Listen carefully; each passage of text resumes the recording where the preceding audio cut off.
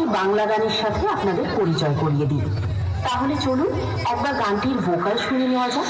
বাবা শিবের মাথা ঠান্ডা হলে বলো কিনা পাওয়া যায়, জানি তুমি খুশি হলে সব বাধা কেটে যায়।